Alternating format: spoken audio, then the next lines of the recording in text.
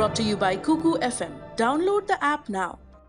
पहला प्रणाम उन लोगों को है जो हमारी कमीज के रंग पर तमाम कमेंट करेंगे। ये रंग उजला है, ये रंग लल्लन टॉप है और हमारी पत्नी को लगता है कि ये रंग हम पर खूब जमता है। वैसे जो प्रेम में हो उसे सब सुंदर दिखता है। तो पहली बात तो ये, और दूसरी बात, आज हमारे फेवरेट पुरखे का उत्सव है, गणपति बप्पा मोरया। कितना फंडू है सब कुछ। खूब खाओ और खूब पढ़ाई करो, मस्त रहो, अपने मम्मी पापा से खूब प्यार करो। जो हाथी वाला रूपक है वो बुद्धि का रूपक है, और जो चूहे वाला रूपक है वो कुतर्की बुद्धि का रूपक है, और दोनों का संयोजन ये है गणपति से हमारा सबक।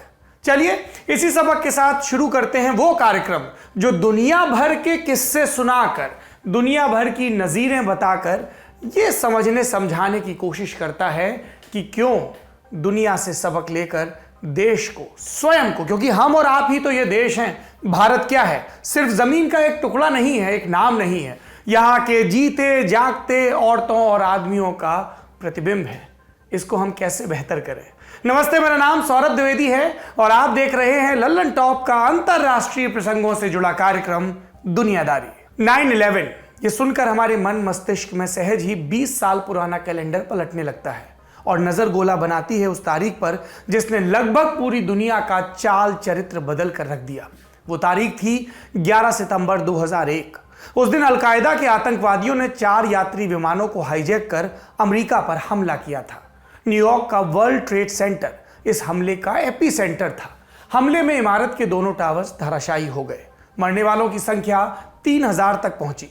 अमेरिका की धरती पर पहली बार इतना बड़ा हमला हुआ था। जाहिर है इस क्रिया की प्रतिक्रिया लाजमी थी। इसके बाद जो कुछ हुआ उसके निशान आज तक देखने को मिल रहे हैं।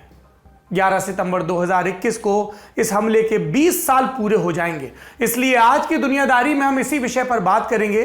पर क्या आप जानते हैं कि 9/11 के हमले से पहले भी एक बार वर्ल्ड ट्रेड सेंटर को उड़ाने की कोशिश हुई थी। इस घटना से 8 साल पहले 26 फरवरी 1993 को क्या हुआ था? दोपहर का वक्त था। इमारत में बने दफ्तरों में खूब चहल पहल। 12:18 पर नॉर्थ टावर की पार्किंग में खड़ी एक वैन में जोर का धमाका हुआ। आतंकवादियों ने इस गाड़ी में 660 किलो विस्फोटक रखा हुआ था। गाड़ी में इतना विस्फोटक क्यों था? क्योंकि इरादा था नॉर्थ टावर को उड़ाने का, और फिर थ्योरी ये कि उसके भार से साउथ टावर भी गिर जाए। लेकिन आतंकवादियों की यह साजिश नाकाम रही। इमारत बच गई। हालांकि इस हमले में 6 लोगों की मौत हुई और 1000 से ज्यादा घायल। वर्ल्ड ट्रेड सेंटर को इस घटना के कुछ दिनों बाद तक के लिए बंद भी कर दिया गया। फिर मार्च 1993 में से दोबारा खोला गया। तब तक जांच एजेंसियों ने 4 संदिग्धों को गिरफ्तार किया। पर हमले का जो मास्टरमाइंड था रमजी यूसुफ, वो भागकर पाकिस्तान पहुंच गया। नो सरप्राइज, कहां पहुंचेगा? अगले 2 बरस तक वो और आतंकी हमलों की प्लानिंग करता रहा। बोजनिका प्लॉट के तहत उसने फिलीपींस में पोप को मारने और एशिया से अमेरिका जा रहे 11 विमानों को उड़ाने का प्लान बनाया।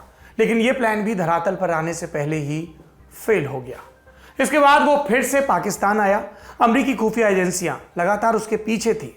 आखिरकार 7 फरवरी 1995 को एजेंसी को पक्की टिप मिली और उन्होंने इस जानकारी को पाकिस्तान की खुफिया एजेंसी ISI के साथ साझा किया। इस्लामाबाद के जिस गेस्ट हाउस से फिर रमजी यूसुफ को गिरफ्तार किया गया, वहां वो क्या कर रहा था गिरफ्तारी के वक्त? खिलौने में बम फिट कर रहा था। सोचिए इनके दिमाग में कितना जहर भरा है आतंकवादियों के। खिलौने में बम। बाद में रमजी को प्रत्यर्पित कर, डिपोर्ट कर न्यूयॉर्क लाया गया। वहां पर उसके ऊपर मुकदमा चला और उसे 2 आजीवन कारावास के साथ साथ 240 साल की कैद सजा के तौर पर सुनाई गई और कोई भी पैरोल भी नहीं मिलेगा, यह ऐलान किया गया। रमजी आज भी कोलोराडो की जेल में बंद है। रमजी यूसुफ के बारे में एक कहानी तब खूब मशहूर हुई थी। तब की बात है जब उसके ऊपर मुकदमा चल रहा था। जांच अधिकारी उसे हेलीकॉप्टर से कोर्ट ले जाते। एक दिन अधिकारी हेलीकॉप्टर को वर्ल्ड ट्रेड सेंटर के सामने से ले गए। उन्होंने रमजी को चिढ़ाते हुए कहा, ये वही इमारत है जिसे तुम गिराना चाहते थे। गौर से देखो, ये अभी भी अपनी जगह पर बुलंदी के साथ कायम है, पर तुम कहां पहुंच गए? रमजी ये सुनकर तुनक गया और बोला, अगर मेरे पास और पैसे होते तो ये कब की गिर चुकी होती। लेकिन हम जानते हैं कि रमजी अपने प्लान में कामयाब नहीं हुआ और यह भी जानते हैं कि कुछ बरस बाद दूसरे आतंकवादी इस प्लान में कामयाब हो गए। 9/11 के हमले में वर्ल्ड ट्रेड सेंटर ढह गया और इस हमले का मास्टरमाइंड कौन था? रमजी यूसुफ का मामा खालिद शेख मोहम्मद। वो ओसामा बिन लादेन के सबसे चहेते लोगों में से एक था। रमजी की गिरफ्तारी के बाद उसने लादेन का हाथ थाम लिया। खालिद शेख मोहम्मद ने लादेन के साथ मिलकर 9/11 हमले की पटकथा लिखी। इस हमले ने दुनिया को आतंकवाद का असली चेहरा दिखाया, बल्कि कहें कि ताकतवर और खुद को सुरक्षित महसूस करने वाली दुनिया को आतंकवाद का चेहरा दिखाया। बाकी भारत जैसे देश तो लगातार इससे जूझ ही रहे थे। 9/11 के हमले के बाद दुनिया बदल गई, सब कुछ बदल गया, लेकिन 20 साल बाद भी दुनिया इससे उबर नहीं पाई है। इसलिए आज हम आपको सुनाएंगे 9/11 के हमले से जुड़ी कुछ आइकॉनिक तस्वीरों की कहानियां भी।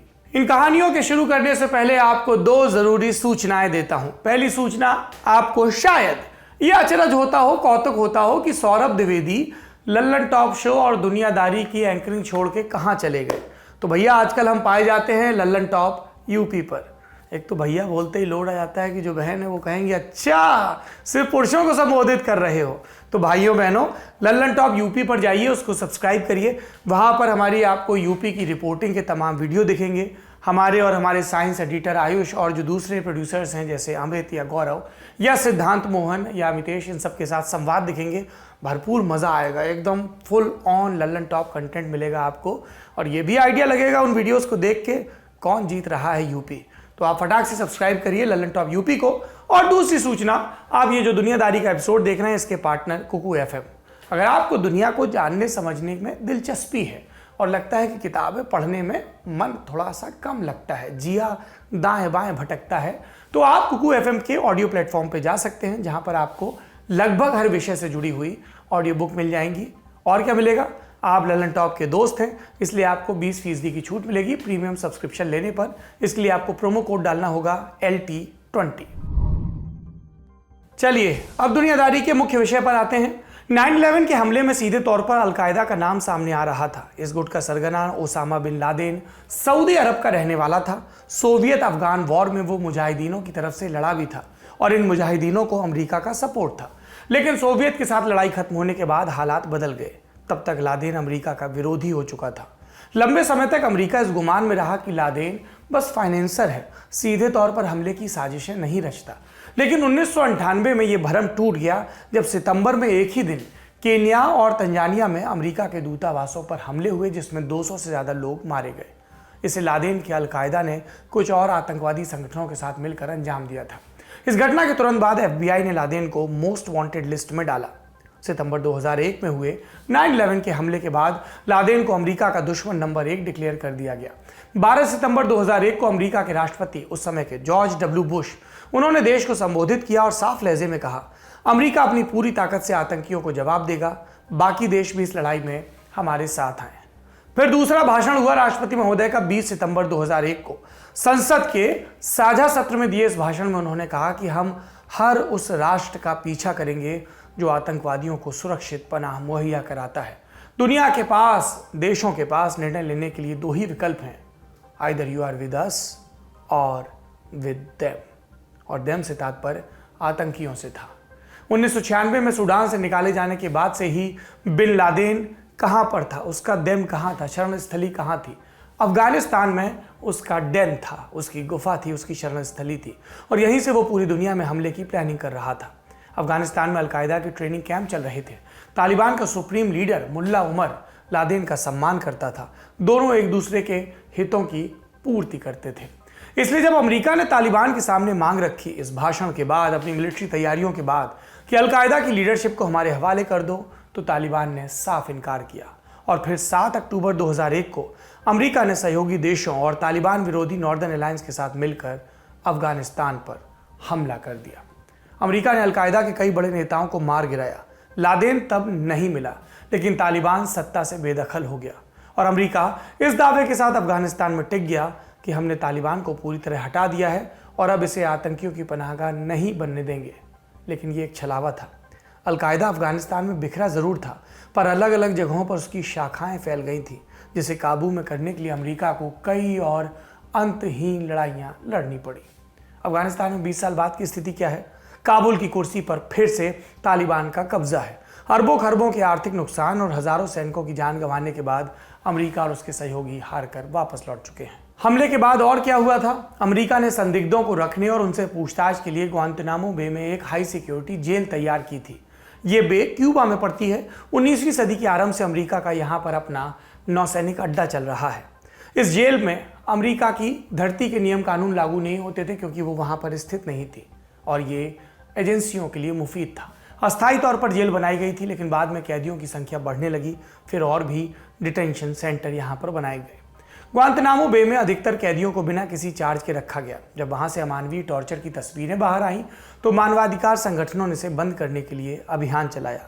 जिन बुश के आदेश से जेल तैयार हुई थी उन्होंने भी इसे बंद करने की कोशिश की, पर सफल नहीं हो पाए। उनके बाद राष्ट्रपति बने बराक ओबामा भी ऐसा कर पाने में असफल रहे। फिर आए डोनाल्ड ट्रंप। उन्होंने ग्वांतनामो बे प्रिजन को बंद करने की फाइल को ताले में बंद कर दिया। फिर 2021 में ट्रंप के नीचे से कुर्सी खिसकी, जो बाइडेन बने राष्ट्रपति। वो अभी इस जेल को बंद करने की मुहिम में जुटे हैं, लेकिन जेल अभी बंद नहीं हुई। फिलहाल यहाँ पर यानी ग्वांतनामो बे में 39 कैदी हैं। बाइडेन की मुहिम के तहत उनके ऊपर मुकदमा शुरू करने की तैयारी भी चल रही है। इस जेल की यानी ग्वांतनामो बे की ओवरऑल हिस्ट्री की बात करें तो यहाँ पर 48 देशों के कुल 780 कैदियों को रखा गया, लेकिन मुकदमा सिर्फ 16 के ऊपर चला। 732 कैदियों को या तो रिहा कर दिया गया या फिर उनके देश वापस भेज दिया गया। 9 कैदियों की जेल में ही मौत हो गई।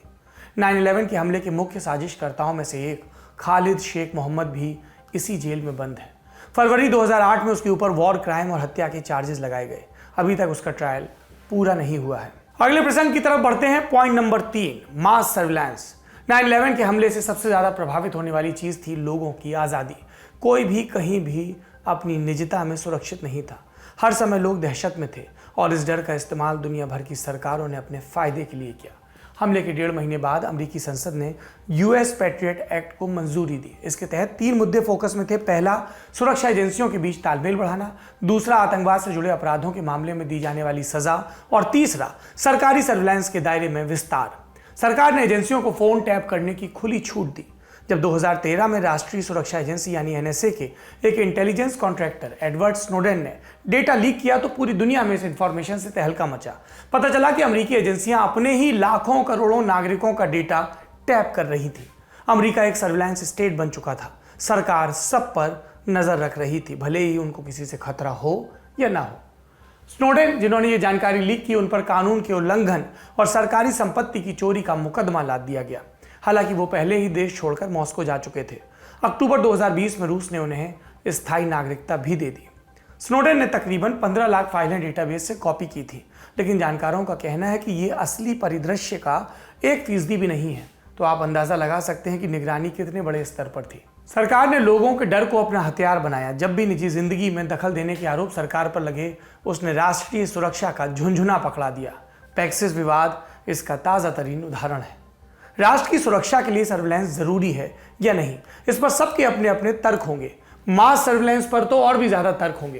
क्या सरकार द्वारा नागरिकों की जाने वाली निगरानी पूरी तरह से सही है? आप क्या सोचते हैं? कमेंट बॉक्स में जरूर बताएं। हम ये सोचते हैं संदिग्धों के साथ कोई नरमी न बरती जाए, लेकिन संदिग्ध वो जो आतंकवाद की प्लानिंग में लगे हों या प्लानिंग कर सकते हों।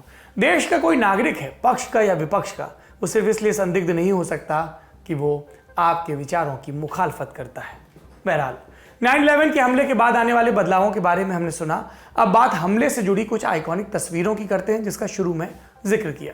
ये पहली तस्वीर देखिए, ये तब की है जब अमेरिका पर हमला हो रहा था। जी, उस दिन राष्ट्रपति जॉर्ज डब्ल्यू बुश फ्लोरिडा की यात्रा पर थे। ये एक राज्य है। हमले के समय वो एक प्राइमरी स्कूल के क्लासरूम में बच्चों से कहानियां सुन रहे थे।